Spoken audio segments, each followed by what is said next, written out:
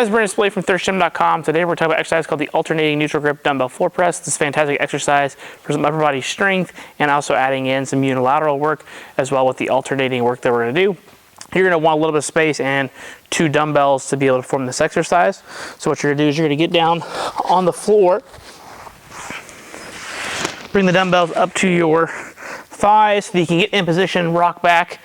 Arms can then be on the ground or in the locked out position, whichever you'd prefer. Probably want to start out in the locked out position, especially if they're going to be heavy. And then with your feet, you can either have them bent like this, which is most comfortable for most people, or you can even have your legs completely straight out. That's personal preference.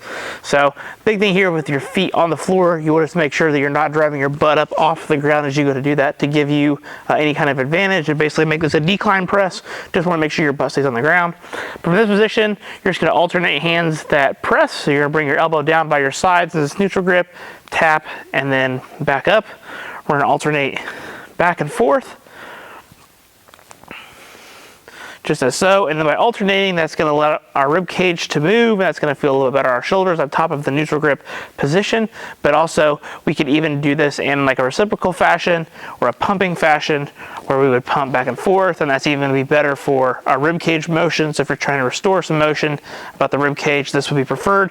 Otherwise, if you're just chasing general strength, I'd hypertrophy, you go back and forth. So you don't have to keep this loaded down in this position. Luckily, the floor keeps us in a safe position somewhat, but it's usually just going to be easier to keep one arm reached the whole time. Then once you're done, you can bring your knees up to sit up, or you can just drop them straight to the ground, whichever you would prefer. Now the main things you're going to want to make sure that you emphasize here on the coaching aspect is that when you're alternating, you still have good control of the dumbbells while you're doing it, but also that you're not heavily arching and extending through your low back. You don't have to have it completely flat either. You're just going to be a natural neutral arch, regardless of where your feet position are. And then that neutral grip is going to excellently rotate our shoulders. So it's going to keep it more shoulder friendly.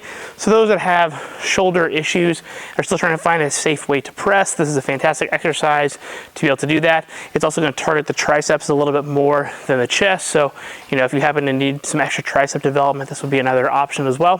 When it comes to your programming, usually you're going to do this for about 3 to 4 sets of 6 to 10 reps per side. Almost anything more than 10 really just starts to be a marathon.